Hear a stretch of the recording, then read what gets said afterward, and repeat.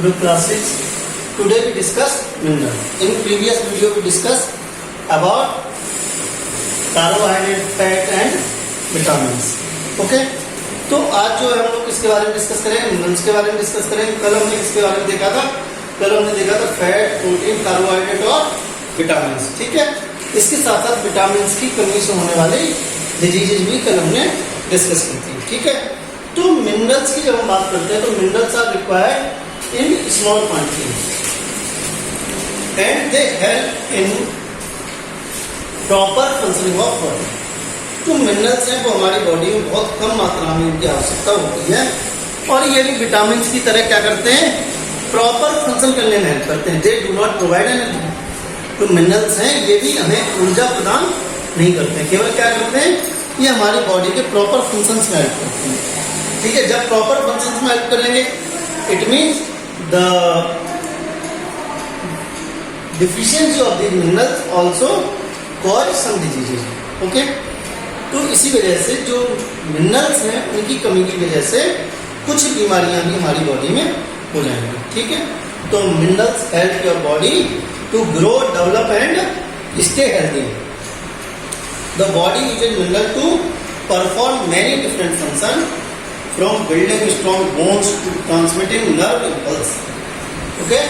तो ये बहुत सारे फंक्शन को हेल्प करते हैं, चाहे वो बोन फॉर्मेशन हो, चाहे वो इम्पल्स हो, नर्व इम्पल्स हो, या तो प्रॉपर फंक्शनिंग हो, मसल्स की प्रॉपर फंक्शनिंग हो. ठीक है. तो इन सब में देखें, अगर हम देखें हमारी बॉडी की बात करते हैं तो the number of minerals that are found in our body are nearly 24. What the main minerals are calcium, magnesium, phosphorus, iron, zinc, iodine and phosphorus. ठीक है. तो हमारी बॉडी में लगभग 24 के आसपास मिनरल मिलते हैं, लेकिन इसमें भी जो सबसे ज्यादा अमाउंट में मिलते हैं वो क्या क्या है, तो वो है कैल्शियम है, मैग्नीशियम है, फास्फोरस है, आयरन है, कॉपर है, पोटेशियम है. ठीक है. ये सब है. तो इन्हीं को हम डिस्कस करेंगे. जैसे फर्स्ट वी डिस्कस कैल्शियम. सबसे पहले हम कैल्शियम को देखते हैं. कैल्शियम क्या है? हम कैल्शियम की बात करते हैं. ठीक है. तो कैल्शियम हमें कहां से मिलता है? It is obtained from dairy product such as milk, cheese, yogurt, leafy green vegetables such as broccoli, orange juice etc. तो कैल्शियम हमें कहां से मिलता है? दूध से या दूध से बने हुए प्रोडक्ट से. ठीक है. हरी पत्तेदार सब्जियों से, इन सब से हमें या जूस वगैरह से कैल्शियम प्राप्त होता है. ठीक है. कैल्शियम का फंक्शन क्या है? Help in proper development of bones. Calcium जो है इसमें हेल्प करता है, बोन्स के प्रॉपर डेवलपमेंट में हेल्प करता है. इसके अलावा जो मस्कुलर मूवमेंट होते हैं उसमें भी हेल्प करता है. मस्कुलर मूवमेंट में हेल्प करता है कैल्शियम और मैग्नीशियम. Muscular movement. ठीक है. कौन कौन हेल्प करता है? कैल्शियम और मैग्नीशियम हेल्प करता है. ठीक है. फिर आता है आयरन. ठीक है. कैल्शियम की कमी से डिजीज हो जाती है, बोन जो होती है, हड्डियां जो होती है वो छेददार हो जाती है, छिद्र हो जाते हैं पोर्स उसमें, जिसे हम ऑस्टियोपोरोसिस बोलते हैं. ठीक है. अब हम नेक्स्ट जो बात करेंगे वो बात करेंगे इसकी आयरन की. आयरन हमें किस किस से मिलता है? आयरन मिलता है मीट से. ठीक है.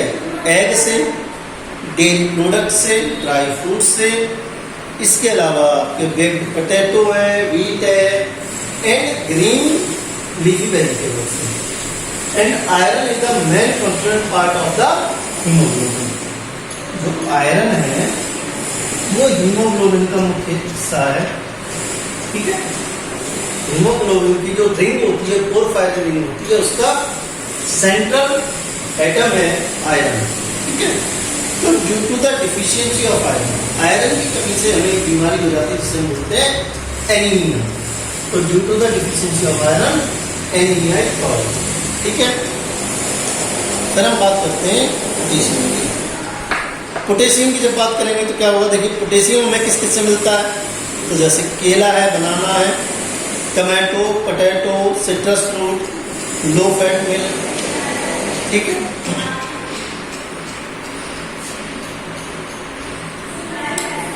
और योगर्ट, बीन्स एंड लेंटिल्स, इन सब चीज़ों से हमें मिलता है पोटेशियम।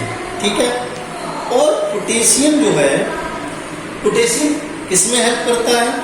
तो पोटेशियम की जब हम बात करते हैं तो पोटेशियम हेल्प करता है टू जनरेट इम्पल्स, इम्पल्स को ले जाने में हेल्प करता है सोडियम और पोटेशियम। इम्पल्स को ले जाने में कौन कौन हेल्प करते हैं? तो सोडियम एंड पोटेशियम। ठीक है, तो इम्पल्स ट्रांसमिट करने में हेल्प कर रहा है। इसके अलावा फॉर्मेशन ऑफ न्यू सेल्स, जो नई सेल्स बनती हैं उनके बनने में भी पोटेशियम हेल्प करता है। ठीक है, नेक्स्ट जो है वो है जिंक।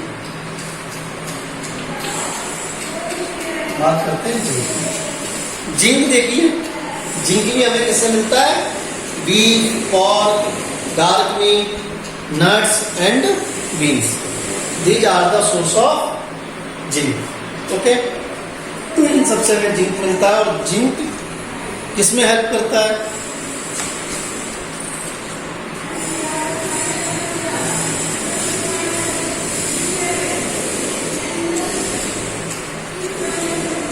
तो जिंक जो है माइक्रो न्यूट्रिएंट है हमारी बॉडी में।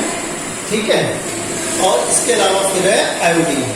आयोडीन किससे मिलता है? तो वेजिटेबल से मिलता है, सी फूड है एंड आयोडाइज्ड सॉल्ट है, and it help in synthesis of thyroxine hormone. ठीक है, थायरॉक्सिन हार्मोन के सिंथेसिस में हेल्प करता है, और इसकी कमी से डिजीज हो जाती है जिसे हम बोलते हैं गटर। ठीक है, ढेंगा रोग हो जाता है।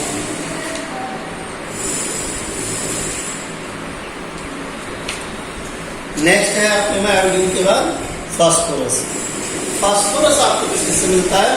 तो फास्फोरस मिलता है milk, meat, egg, pulses, vegetables, fish, इन सबसे मिलता है हमें फास्फोरस। और फास्फोरस किसमें हेल्प करता है? देखिए, एक तो कैल्शियम बोन्स में हेल्प कर रहा था, इसके अलावा फास्फोरस भी हेल्प करता है to strengthening the of the body and muscles and teeth and bones, strengthening the teeth and muscles and ATP production during the cellular respiration। ठीक है, इसके अलावा ATP फॉर्मेशन में भी हेल्प करता है, क्योंकि इसकी फुल फॉर्म होती है एडिनोसिन ट्राइफॉस्फेट। ये जो है ये फास्फोरस को ही डिनोट करता है।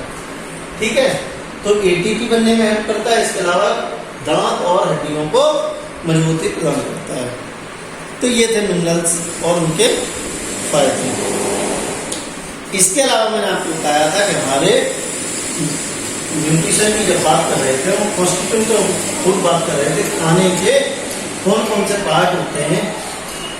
उनमें एक वाटर और था, मैंने आपसे कहा था वाटर को भी हम डिस्कस करेंगे। एक एलिमेंट एक वाटर की हम बात करते हैं। वाटर जो है, we do not think life on the earth without water. मतलब पानी के बिना आप जब जीवन की कल्पना ही नहीं कर सकते, आप सोच ही नहीं सकते कि बिना पानी के जीवन संभव हो सकता है। ठीक है,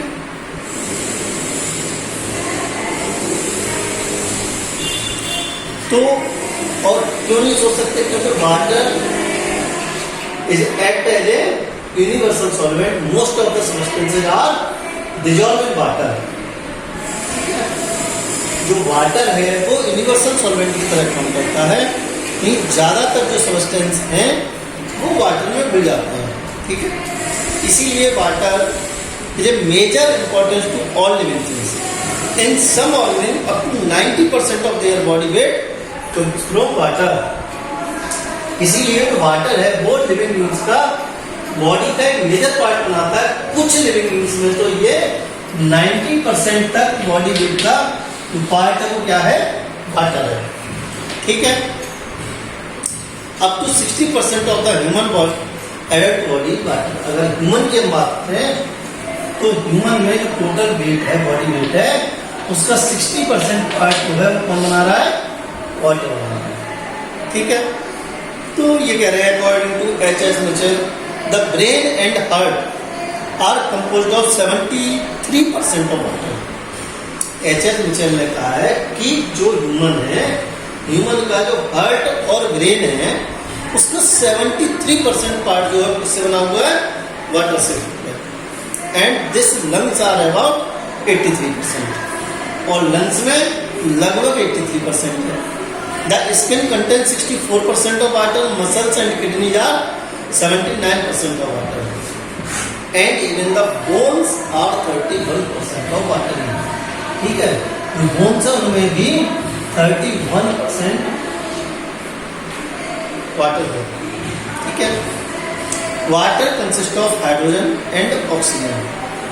each day human must consume a certain amount of water to survive. मनुष्य लगभग डेली पानी उसे चाहिए जीने के लिए।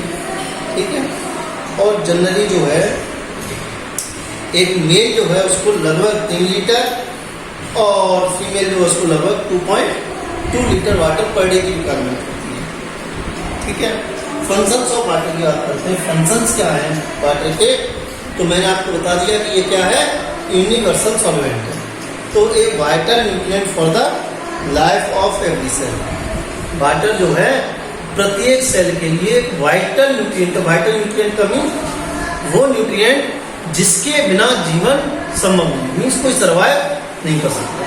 ठीक है, it act first as a building material. इसके अलावा it regulate our internal body temperature, means it also help in thermo regulation. तो वाटर जो है इसके अलावा हमारी बॉडी के आंतरिक तापमान को मेंटेन रखता है। ठीक है, गर्मियों में जब इंटरनल टेम्परेचर बढ़े तो उसको कम करने के लिए क्या होता है, हमारी बॉडी से वाटर रिलीज होने लगता है in the form of vapour और लिक्विड, इसे हम बोलते हैं स्वेट। ठीक है, पसीने के रूप में निकलता है, और इससे फायदा क्या होता है, हमारी बॉडी का जो इंटरनल टेम्परेचर है वो मेंटेन रहता है, कम हो जाता है। ठीक है, तो it regulate the internal body temperature by sweating and respiration.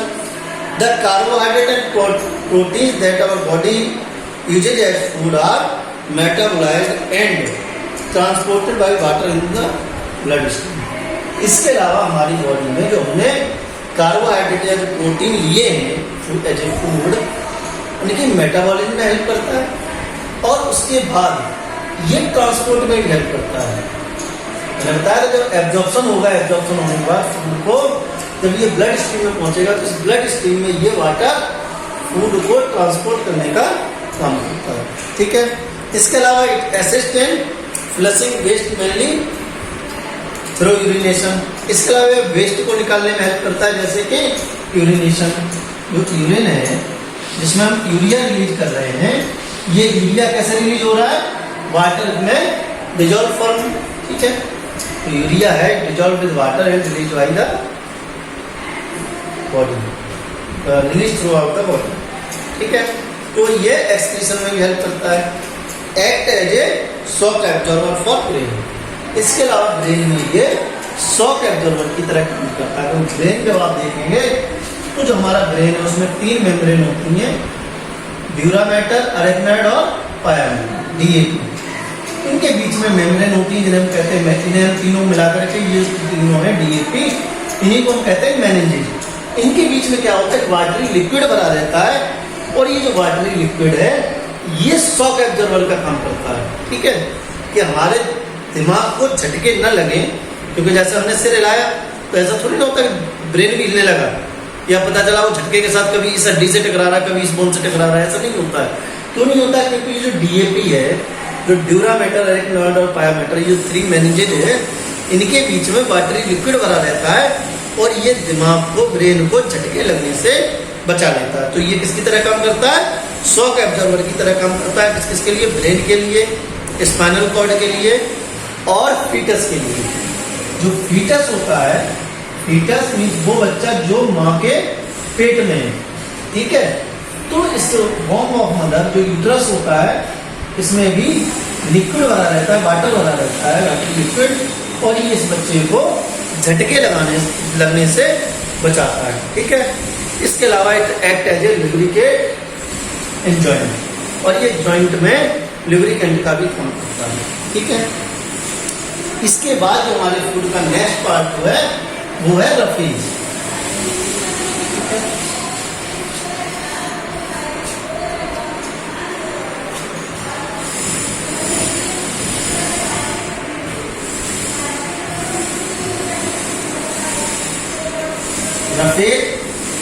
या इसी को हम बोल सकते हैं डाइटरी फाइबर।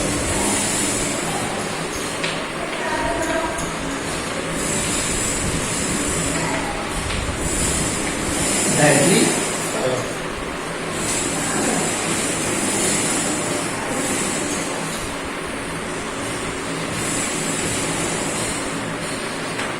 डाइटरी फाइबर, ठीक है। तो रफेज या डाइटरी फाइबर ये क्या है? ये हमारे फूड में फाइबरस पार्ट है हमारे फूड का।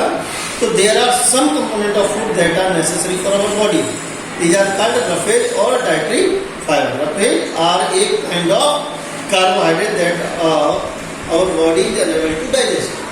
जो रफेज है ये एक स्पेशल टाइप का कार्बोहाइड्रेट फाइबर है, ये सेलुलोज का बना होता है और हमारी बॉडी इसे डाइजेस्ट नहीं कर सकती। जो रफेज है, जो फाइबरस पार्ट है फूड का, इसे हमारी बॉडी डाइजेस्ट नहीं कर सकती, ठीक है। तो unable to digest, they help in free bowel movement in the digestive tract and prevent constipations. तो ये जो रफेज है ये क्या करता है, जब इसे डाइजेस्ट नहीं होता हमारी बॉडी में, ये फ्रीली मूव करता है और फ्रीली मूव करने से क्या होता है, ये हमारी जो जीआईटी है उसकी सफाई करना होता है, ठीक है। पेट में कोई गड़बड़ी न हो जीआईटी में, उसको बचाता है उससे, ठीक है। तो क्लीनिंग में and food does not clean to the intestine due to roughage. Roughage absorb toxic substance and water produce during digestion. इसके अलावा ये क्या करता है, जो टॉक्सिक सब्सटेंस होते हैं उन्हें एब्जॉर्ब कर लेता है और जो वाटर रिलीज हो रहा है ड्यूरिंग द डाइजेशन, उस water excessive amount of water को भी क्या करता है, एब्जॉर्ब कर लेता है। Roughage absorb glucose from the body as a result of which blood sugar remains controlled and there is a reduced risk of diabetes. इसके अलावा ये ग्लूकोज की जो एक्सेसिव अमाउंट है उसे भी एब्जॉर्ब करता है, जिससे डायबिटीज की जो चांसेस होते हैं वो रिड्यूस होता है। सोर्सेज ऑफ रफेज क्या है, रफेज हमें कहाँ से मिलता है? तो जैसे आपके बीज है, सीरियल्स हैं, फ्रूट्स हैं, ग्रीन वेजिटेबल्स हैं, ठीक है। जितने भी प्लांट प्रोडक्ट है, कहने का सीधा मतलब है जितने भी प्लांट प्रोडक्ट हैं, उन सबसे आपको मिलेगा रफेज, ठीक है। ये रफेज होता है, इसी के कारण आपने देखा होगा जो हम जूस पीते हैं, हम निकलवा के, वो हमें कैसा लगता है, ऐसा लगता है जैसे कुछ उसमें फंस रहा हो। जबकि वही अगर हम माजा पिए, मान लो मैंगो जूस निकलवा के पिए किसी दुकान पे, ठीक है, और एक बार हम माजा पिए, दोनों जब हम पिएंगे तो आप देखें, फील करेंगे कि ये बहुत स्मूथ होगी। कैसी होगी? स्मूथ होगी, ठीक है, बहुत स्मूथ होगी। जबकि ये स्मूथ नहीं होगा। इसको जब आप पिएंगे ऐसा लगेगा इसमें कुछ साथ में अलग से जा रहा है ना, कुछ फाइबर जैसा है। वो जो फाइबर जैसा आपको लग रहे थे मैंगो जूस में, वो क्या थे? वो रफेज थे। यहाँ क्यों नहीं होते? माजा में स्मूथ क्यों लगती है? क्यों रफेज नहीं होते? क्योंकि रफेज किसके बने हुए? सेलुलोज के बने हुए हैं, और हमारी बॉडी में तो सेलुलोज का डाइजेशन होता ही नहीं है। लेकिन इसमें क्या करते हैं हम? इसमें सेलुलोज डाइजेस्टिंग एंजाइम मिला देते हैं, ठीक है। और ये सेलुलोज डाइजेस्टिंग एंजाइम जो है वही इस माजा को या जो फ्रूटी वगैरह है उसको कैसा बना देते हैं? स्मूथ बना देते हैं, ठीक है। तो रफेज का सोर्स क्या होगा? जितने भी प्लांट प्रोडक्ट है, कोई भी आप सोच लीजिए, जैसे चाहे पोटैटो है, पी है, बेरीज है, पुम्पकिन है, स्पिनच है, जो कुछ आप सोच सकते हैं, जितने भी प्लांट प्रोडक्ट हैं, these all are the richest source of the roughage, ठीक है। इसके अलावा रफेज और क्या करते हैं, क्या हेल्प है? तो डोंट पील और discard the inner layer of fruits, ठीक है। जो फ्रूट्स की जो इनर लेयर है उसको नहीं निकालना चाहिए, क्योंकि वो क्या है? रिच सोर्स है रफेज के, ठीक है। They are rich in nutrients, peel content fibre which help in digestion. इसके अलावा radish, cabbage, peel, cucumber etc have high amount of fiber, so we must take them. Avoid fine flour. तो बारीक पिसा हुआ आटा होता है उसको अवॉइड करें। कभी कहा जाता है कि जो मैदा के बने हुए, पतंजलि वाले ऐड देते हैं ना, मैदा के बने हुए बिस्किट न खाएं, क्योंकि जो मैदा के बने हुए बिस्किट हैं वो क्या होंगे, वो इंटेस्टाइन में उनके चिपकने के चांसेस रहेंगे, क्योंकि वो मूव नहीं करेंगे। क्यों नहीं करेंगे? क्योंकि उसमें अमाउंट ऑफ रफेज क्या होगा, कम होगा। ठीक है। इसके अलावा ईट ब्राउन राइस एंड ओट्स, इसके अलावा ब्राउन राइस और ओट्स को खाने में प्रयोग करें। ठीक है। बाकी का जो है, जो हम लोग जो है कल डिस्कस करेंगे डिफिशियंसी डिजीज। ठीक है। Thank you.